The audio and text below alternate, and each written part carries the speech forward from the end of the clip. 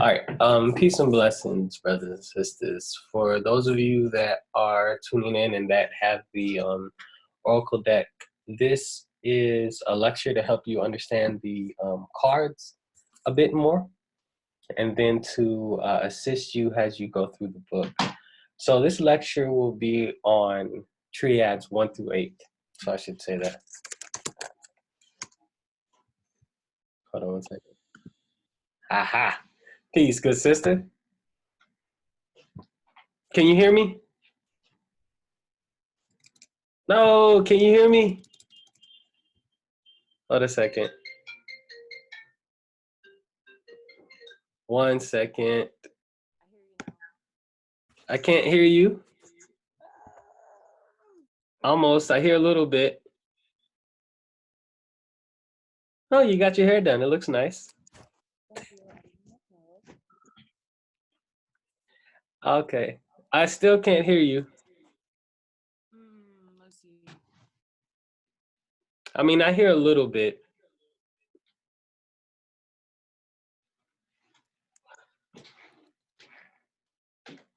Ah.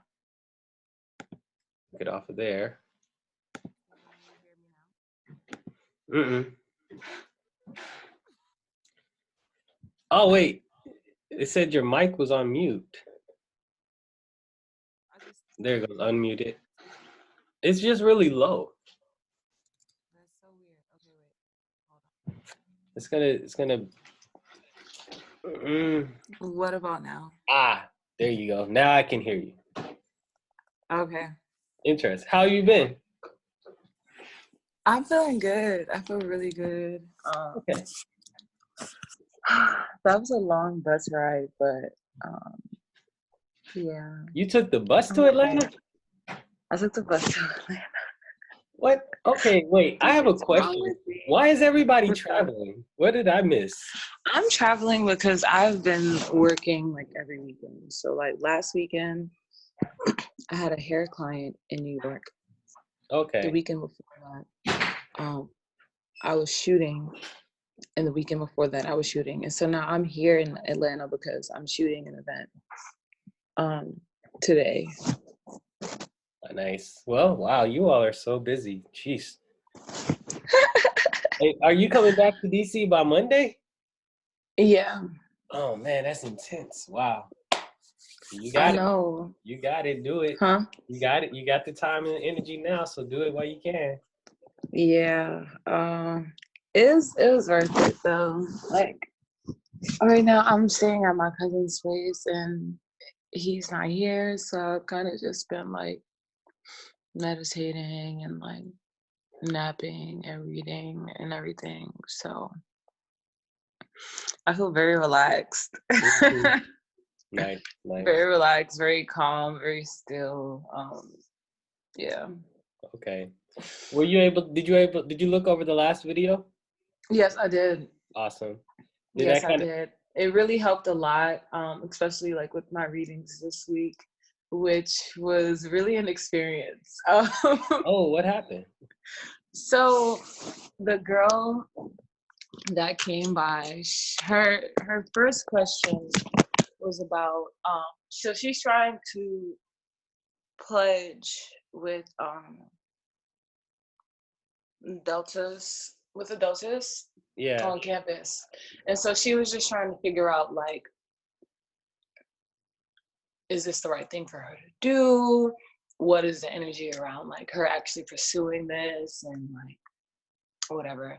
Because like right now she's in this space where she just had a breakup very recently, so that was like the other question she asked for like a different card, but she first started with like the Delta Sigma Theta because right now she's kind of like in a space where she's like not very certain. And so when she asked that question, the card that actually came up was governing. Okay. And so it was interesting that the card came up because if I'm not mistaken, like it represented something like change, her moving forward, and like getting rid of like old ways and old habits, as well as like her having all of the elements that she needs in order for her to like make this situation happen. All she needs to do is just set her intentions and prepare herself for what's about to come, that change that's about to come. So that's what I explained to her with the whole, like she asked me about like Delta Sigma Theta. So she was just like, like her reaction when I was like reading the card, also me too, like inside, like I was just like, oh my gosh, like, you know how when you don't do things until you actually do them, and you're just like, wow, this is like a real thing. Like I can actually do this. So the first one, that was the first one, she pulled governing. And then she had asked me like something along the lines of like, should they be together, or were like them like separating from each other was the right thing. And so with that question, we had pulled moving sun. Oh, so that's gonna take a lot of effort. Yeah, that's gonna take a lot of effort for them to stick together. They're gonna right. And that's what I explained to her. And I explained to her like,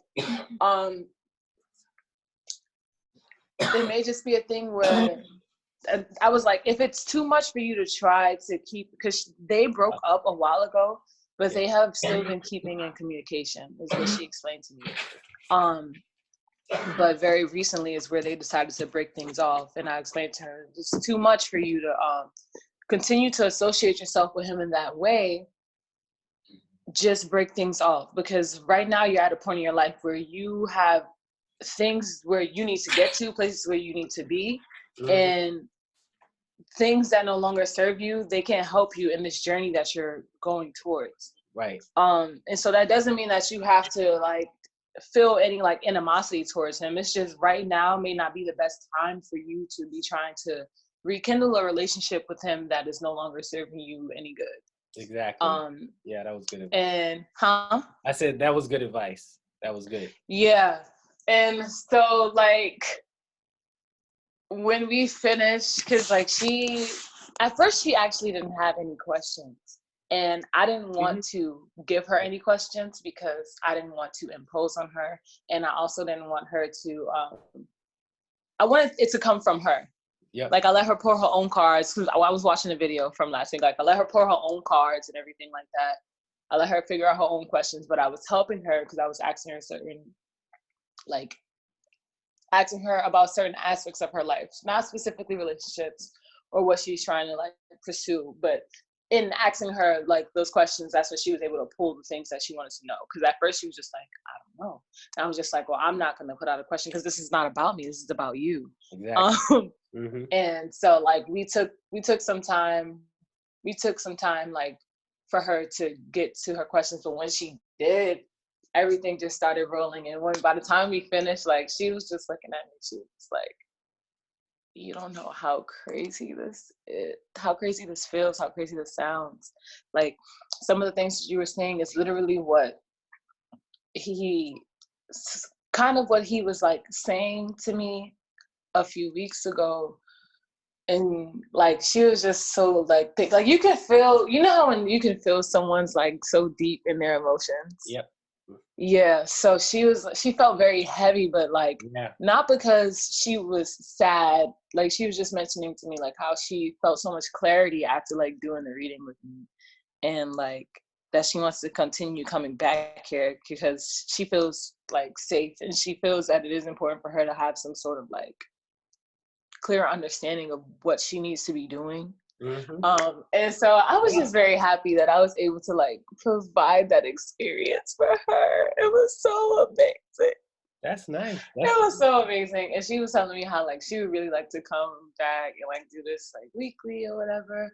It's just really weird as far as like me scheduling readings with people, because like a lot of people don't have their own rooms, and I for one don't have my own room. And so I'm basically like putting like my time around like when my roommate isn't going to be there, because like I would prefer to just have the space like just me and whoever I'm doing the reading with.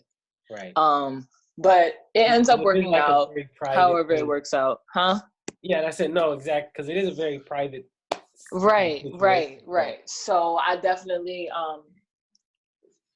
I've been working around people's schedules, and when they happen and they turn out well. So but yeah, so that one went really well. And yeah, she texted me like late last night, and she was just like thank you so much, like it really means a lot to me. um and because this situation has been like very difficult for me to process, but like you provided me with so much clarity now, and I feel like I just need to reset myself and reapproach this with like a different. So yeah. That's nice. So this is what I'm gonna do. Well, that's thing. There's a few things. I'm gonna have to first of all buy the subscription to Zoom, because I definitely need more than 40 minutes to go over stuff. These got to be more, okay. So number one, brothers and sisters are not used to coming to people to get a reading, and so that's what you're gonna experience a lot. Like, I don't know what to say, I don't know what to do, and so you're gonna have to. You already had that experience of just making them calm, and then letting them understand that they can ask about insight and guidance into whatever they want, because it's not necessarily a part of our culture. And so Right. more than you're going to run into that situation a lot, but everybody loves to have clarity on a situation. And then number two, the oracle is very blunt. It will comment exactly on what's going on. It's a blunt instrument. There's no ambiguity. It just tells you what it is. No question, no doubt. But then understanding how the energy is working out is the nuanced part. So I think today's information is going to help you a lot, and it's going to help you understand it more, and then it's going to help you understand. I have the books coming. They'll be here Wednesday. Okay. And so then you all get a copy Wednesday.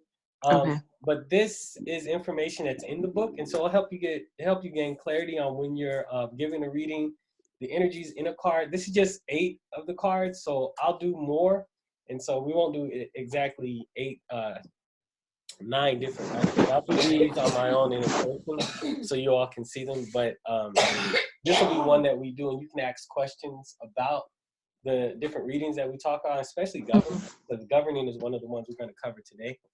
But yeah, so you'll see. But what's really important here is, like, if someone comes and they want to know what to do, if you watched the last video, I said I give meditations for them to do. And so, Right, that's what I mentioned to her too. So whenever you get, so let me just go into the lecture. So the figure Nefer Tum, I'll show you. Nefer Tum is, I should have put the figure up here. It's composed of 2 dots, 2 rows of 2 dots above, a single row, and then 2 dots below in a single row. So and then there are 8 cards with the judge of Nefer Tum.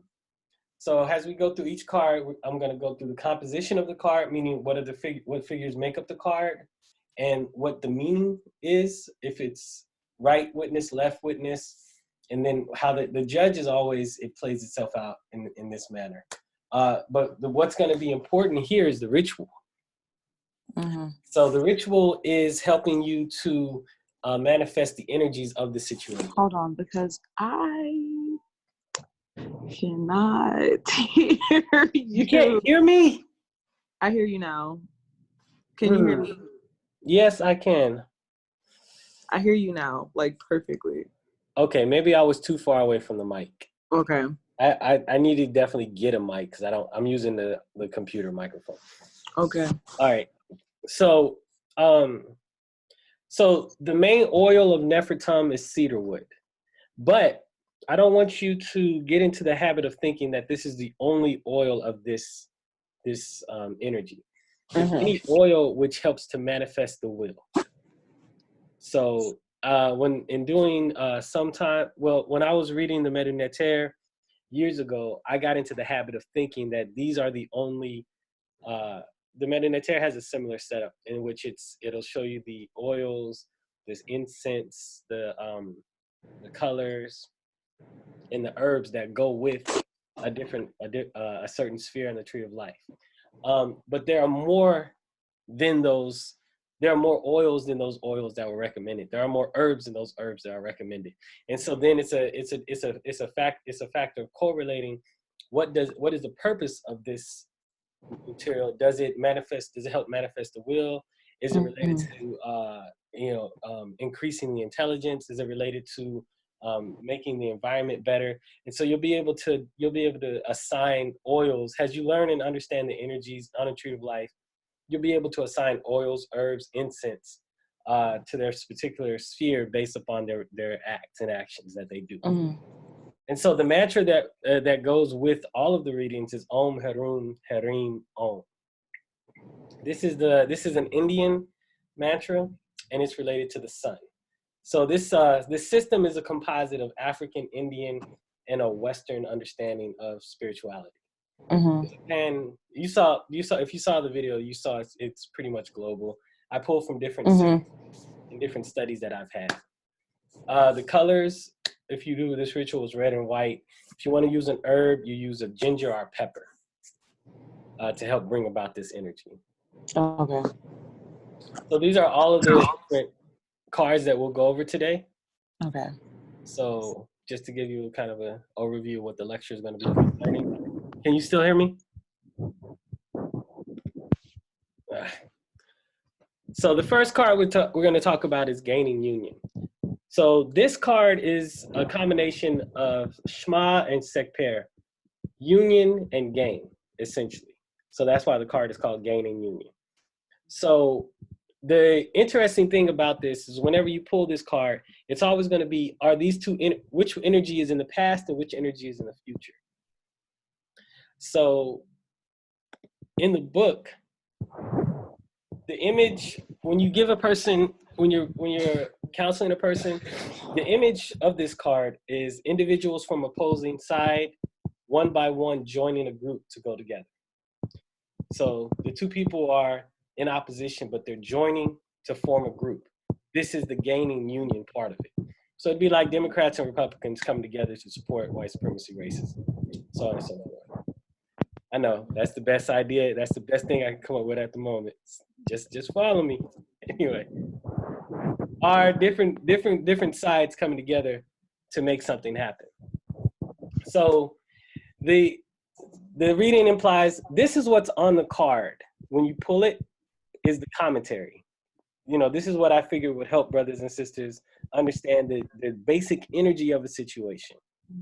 And so, but if you were to do a more detailed reading, if you have Shema as the right witness and Sekper as the left, this is saying that there was energies in the past that came together in order to bring a union about in the future. And as a result of this situation, you're going to have great gain. And then, so essentially, the other is the reverse.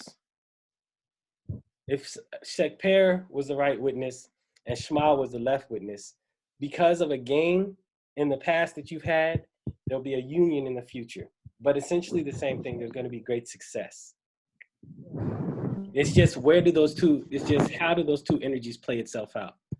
And then the other thing that's different from, there was a comparison between this and the tarot, is this tells you how these energies play out. Like, I think with the tarot, it'll be like you'll have the Hierophant, and he represents something, so on and so forth. And if he's upside down, he represents this. If it's right side up, it represents this. The difference between here, this is telling you exactly what energies make up this card. And so the goal actually for me is to get someone to draw this image. And so it can be an imagery that when you're doing a reading, it can be an image that's associated also with the reading, which helps, focus the mind, helps focus the energies of the universe in order to manifest your will. So there's that. That's what I said. So the suggested remedy and ritual here is the mixture. So I have the mixtures here, but this is telling you to get the essential oils of cedarwood, sage, and clove. So put that in a mixture with a base, like an almond oil base or something. And then that can be the oil that represents gaining union.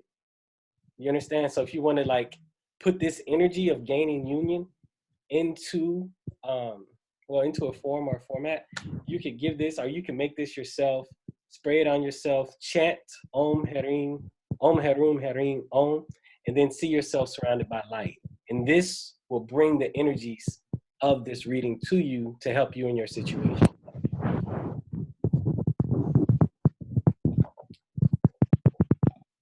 What in the world happened here? Maybe this is the first one. All right, so the second triad is called, did I not put it up there?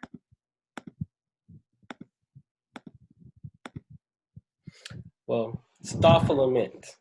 So thoughtful lament is a combination of Sanim, which, hold on one second, let me pull this up for you so you can see it more clearly.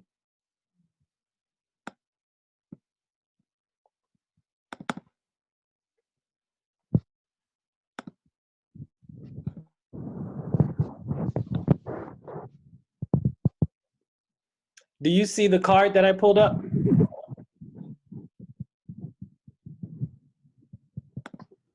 Let me see. Can you see it now? So thoughtful lament is a combination of Tanai and Sanem. This is Tanai and this is Sanem. Essentially, this represents a situation in which there's a sadness that's going on.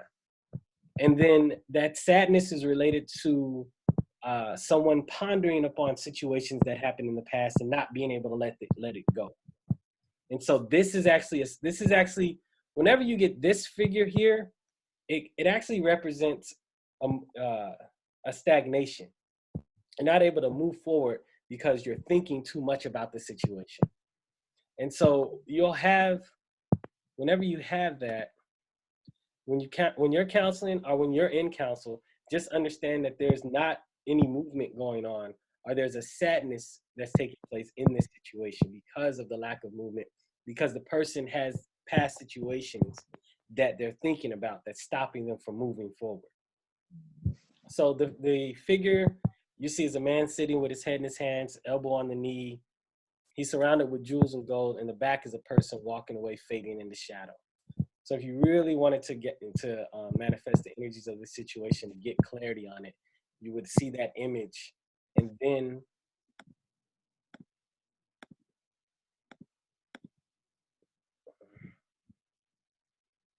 wow, something really happened here.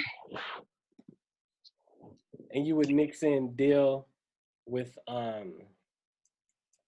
fennel and cedarwood. In the same image, you're sitting surrounded by light. So the third triad is crumbling structure. So let me see. Hold on one second. I feel something is going on. This is like not what I composed. I put this together. I waited for like a whole hour. I did this for like a whole hour today. And it's like not working out. That is annoying. Technology, am I right? Yeah, I know. I've actually like had my phone on do not disturb for like the past 3 or 4 days, and it's been beautiful. Nice. Like I just yeah. So moving forward then. Okay, so this reading implies, so when you get Charette and Nehu, there's loss that's going on. So Charette deals with the third sphere on the tree of life. Nehu deals with the seventh, but this represents structure, foundation.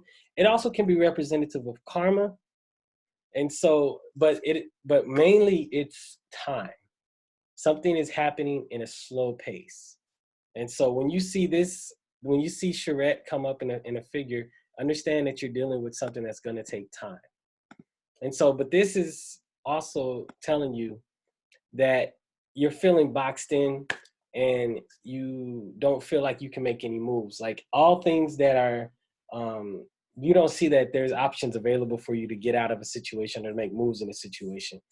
Mm-hmm. And so you're kind of feeling stuck. But this is not necessarily a bad thing all the time, because you're in a place, in a position where you need to sit still and think things out and think it through. Mm-hmm. And so the ritual that goes along with this is cedarwood, wintergreen, and tangerine. And so it's still chant Om Harim, Harim, and then see yourself surrounded by light. I'm gonna say that at the end of every single card. It's the same chant, but the only thing that changes here is the oil. You're still trying to manifest the energy, but to manifest it through the oil. The oil brings about the specific energies. So the next card is Rising Thunder. This one is nice. This one is actually very nice. So an open field with the sky that has a deep, dark, rolling clouds with a lightning bolt extending from the sky to the ground. What this means is that energy is rising up, and you're ready to take on something new. You're ready for things to begin, and everything is in tune and in line with this. This is a part of your purpose, or part of a purpose to help you fulfill your purpose. So it's a very good card. But it also could represent things are moving really fast. And so you have to be careful. There's not a lot of time for thinking and thought. It's like things are happening and you got to make moves and decisions really quick. But the moves and decisions, have to adjust. Yeah. But the moves and decisions that you're making in the situation is going to lead towards a gain. Everything is opening for you to manifest your will.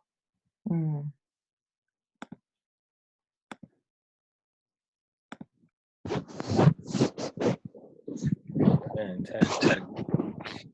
This is sad, sad, sad. Yeah, we're still on thoughtful lament.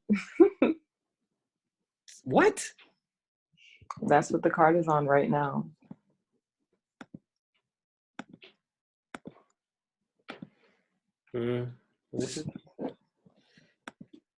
I really appreciate you, sisters, for working with me, and as I work the kinks out and me understanding how to do this. So thank you. It's not a problem. Not a problem. Honestly, I don't even know how to do any of this. So kudos to you, because I've never heard of Zoom until you mentioned it to me. Okay. So, and it's a different world for me too. Let me stop this really fast and then do it again. Yeah, I was just like, ooh, we're on. Okay, wait. Okay, I appreciate it. I think that we are here now. So the only thing you saw was thoughtful lament that whole time. Wow. Yes, but I was following. Thank you. Appreciate it. I was following because I figured that you knew up until this recent point that like it just wasn't working. So I was like, I will remember. Well, I'm trying to go fast. I'm trying to speed it up. I'm also realizing that I took just chunks of my book and put it up here. And so it's not, it's kind of more just a lecture.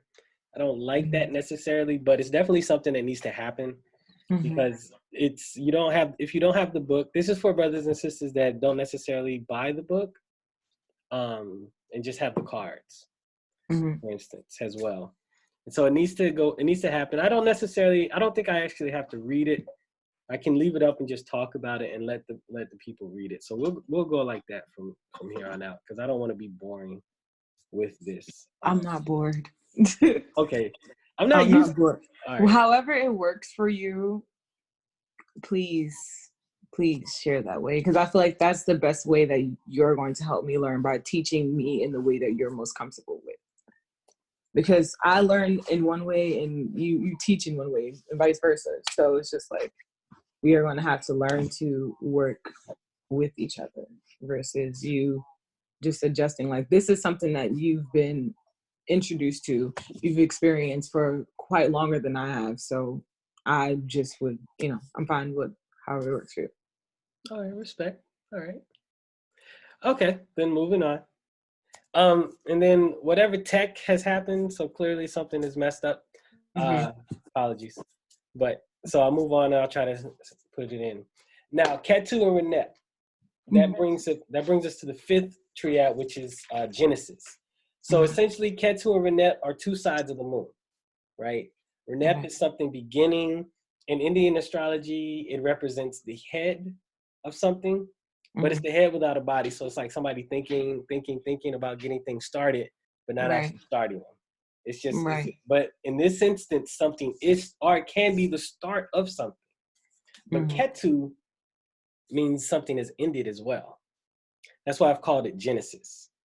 You know, something is ended and then something is starting, or something is starting in order for something to end. But they're always related. Whenever there's something beginning, something is ending. So also, whenever you see in a reading either one of these, the opposite is implied. That also helps you when you're doing readings. Whenever So you does do this apply to all cards? Like whenever you, okay. The opposite is implied. This is, so when you see the cards, you see those two figures at the bottom, that means, for instance, seventh triad governing and then moving sun. So with governing, the thing that's changed here is there's been two, this is instead of single dots, this will be the air nebu. There will be two dots here. This is changed. And then with moving sun, this is changed. And then it's air nebu on this side. So yes, with all of the figures, there's the reverse, the inverse of the figure. And the reverse is what's not needed. The inverse is what's inside the situation. So there's a lot of different ways to read this system. It's intense, it's deep, it has different levels. This is just one way of introducing it to get people interested in it. But back to Genesis. So energies are at a close, are coming to a dynamic end. It's an unstable situation. It can feel unstable because you have that. Something starting, something beginning, something ending. So whenever you have that, things may feel tumultuous. Things may feel as if though it's not good. That's just the way endings and beginnings go. Well, endings go. Beginnings can be kind of exciting, you know, but unstable at the same time. Like you don't know where it's going. Yep. But so that's what Genesis is. Okay. Wow, this is so interesting. So the next one we're going to deal with is Nefer Tum and Er Nebu, which is governing. And that'll be the sixth triad. The image here is the figure of a man looking out over the masses with a scepter in the hand, waving from left to right. So when your friend got this card, she's about to engage in a situation that's going to help her a lot. Is she like, so what's her personality? Is her personality like, is she a boss type of person? Or is she going into an area where she wants to have, I don't know type of person. But she wants to have what?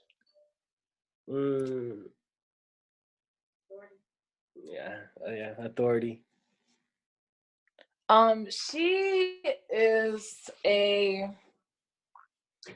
She's a pretty bossy person herself. However, I feel like what I've noticed about her this semester is that she has a lot more structure and she wants more structure in some way. And so I feel like with her, you know, pursuing that fellowship, I feel like that would maybe a good thing for her too. It's definitely something I considered myself as well. But it'll come. Is we've had discussions about pledging Delta. So yeah. I feel like she's looking for authority, she's looking for structure, she's looking for like that support system, that background. And yeah. Okay. It doesn't necessarily go one and the same all the time. I just wondered. But but when you do get this card, that means that this is a situation in which there's an energy that the person's decision also affects how they are related to a greater whole. And typically it's an authoritative type of whole. You know, like this person has or is this person has or in its position to influence others based upon their actions, movements, and decisions. So, but it's a good card. It's not negative at all. It's just the commenting on the situation. Right. And so with this one, the suggested remedy or the ritual, the meditation is the oil is cedarwood, neroli, and blue yarrow under the nose with the same mantra. And then seeing yourself surrounded by light. So the executive. So this one is different. This one is composed of two figures that have to deal with the will. So this figure is telling you that you're starting a new path and a new way. That is what? Oh, wait, can you see it? Yeah. What's the name of that figure again? Right now, it is slipping my mind. That is why. Okay, I think it's Rawat. Rawat, yes. Rawat. I printed out the Word document with the figures. Good. And so I like go over them and everything. So like they can start, so I don't have to actually look at them. You got it.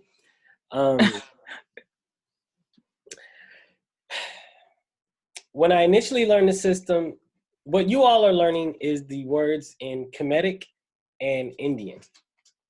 I learned it in Latin. And so in Latin, this is called via. And so I kept trying to say, what did I say for via when I told you? So in Kemetic is for what? I chose Kemetic because it's related to, the system is related to Ifa. And Ifa relates itself back to Kemet. And so I'm hoping and trying to trace these figures back to Kemet. And so I just put those names on it. But but if you saw the last video, what area of the world you're in, they have different names. Similar meanings, different names. But it looks like my recent research is I'm going to find it in Canaan, ancient Phoenician. Yeah, I remember you mentioning that from the last video. Yeah, that's what it kind of seems like it's gonna happen. So the more people we get, it would be nice to have brothers and sisters from across the world looking at this system, and then if we can get somebody in that area that sees these figures on the wall. Because right now, throughout time, they've been in Africa, especially Northern Africa, and in Asia Minor, so on. They've been constructed in sand, what you saw in the video earlier. And so, but this is Heru. So Rawat and Heru, this is something in which this is a situation that is not bad, but it is one in which you have to manifest a lot of your energy. Whenever you see Heru in this situation, you know the story of Asar, Heru, and Aset, so to speak, right? No, I don't. Oh, you've seen The Lion King? Yes. All right. So, come on, references. You said what? I said, come on, references. It's basically, that's the same story. Okay. Yes. So Simba, this will be representative of Simba, right? And now Simba, this will be representative of Mufasa, right? Mufasa had it all going on, and he didn't do anything. He just woke up and roared. Everything was all good. That's Nefer Tum, right? But Simba, Heru, has to find himself. He has to know himself, and he has to put forth effort in order to manifest his will. Right? That's what he can't, and so he has to move forward in that way. So when you get this, there is also the possibility of becoming distracted because it's a consistent effort of trying to manifest the will. So, Hakuna Matata. Hakuna Matata. That movie. Oh my God. to this day, I still have not went to go see the play, and It kills me inside one day. Yeah, that's actually, my wife and I were up in New York last week. That's what we went to go see. That's why we didn't meet up. Okay. Because when we left, we got there with just oh my gosh, New York is so interesting. We was in, it was too much for me. It was like, it's like sensory overload as soon as you get into Times Square. I could definitely see now that I'm like out here in like DC and everything like that. When I go home sometimes I'm just like, oh my God, like this is a lot. Whoa. But you're from Brooklyn, right? I'm from Brooklyn, and so I'm used to it, but it's just like when you're in one space and you go back, you're just like, oh, this is what this is like. Yeah, New York is like, it's intense. Yeah, it's intense. Everything is up 10 levels. Here it's like relaxed, chill. Everybody's chill. Yeah, no, but I don't know, like I kind of find comfort in my antennas being up like that, just because it just reminds me that like, it reminds me of how aware I am. Yeah. No doubt. It was intense. It is cool, shocking sometimes. It was cool. I was glad. Yeah, it was nice. I was glad I drove. I'm happy you enjoyed. Yeah. All right. So this is Flowing River. It's composed of Hedheru and Sarit, right? So you're looking at the card, right? Good. Okay. So whenever you get this card, the image is going to be like a calm river flowing through the valley with trees and animals looking on. This is like just everything is chill, right? So it implies unity, community, joy, expression. So Sarit, this figure here, is a figure that stands for the feminine, as well as responsibility, nurturing motherhood. It also implies cultural norms are the guiding unconscious force behind reasoning. So like if you have social, like people may have social expectations of you, or you feel the social expectations that surround you. This is that image. Do you understand? Okay, yeah. And Hedheru indicates the situation is one that is gainful and it relates to the wider norms of society. It has joy, pleasure, maybe musical. It may deal with music or art. So that's what you have with that.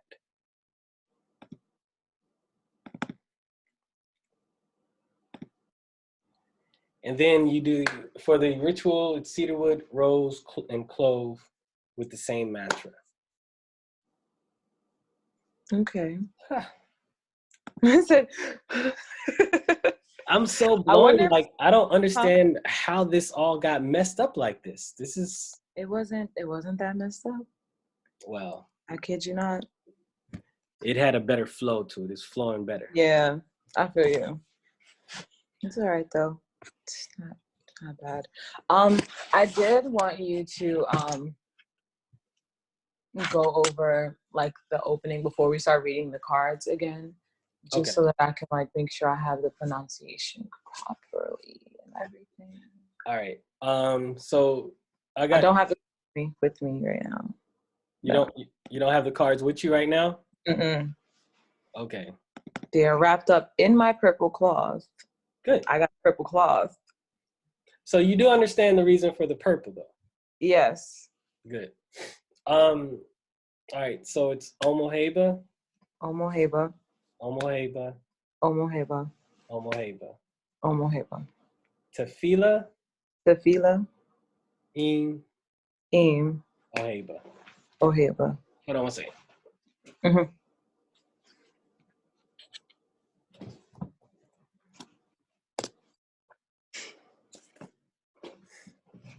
So tefillah means meditation or mindfulness. Meditation or mindfulness. Whenever you're saying tefillah, it's meditation, mindfulness. Like and this comes out of the it's Aramaic, so that's the language that's being spoken. And so when like you said, I just got done with meditation this morning, it was just, I saw it as tefillah. You just did tefillah. Okay. The next one is Baruch. Baruch. Im, Im. Oheba. Oheba. Baruch is prayer, prayer. What you put your mind, your intention, your focus on in your tefillah. And then Haim Om Im Oheba, that's living the day in love. So Oheba is love, everything is love. Oheba, Oheba, Oheba. Okay. So I did it right. Just Yeah. sure. But at the same time, as long as you're moving and progressing along the path, you're doing it right. Right. So there's no, I mean, in other systems, people may say right or wrong. If you're dealing with me, it's always growth and development. Because, trust me, on me, that's what it is. So. Right. True. Well, okay. When are you going to be back in town? Monday. So you're not coming back tomorrow? I leave tomorrow, but my bus arrives Sunday. How is the, let me stop this share really fast. Let me stop recording. Okay. Hold on one second.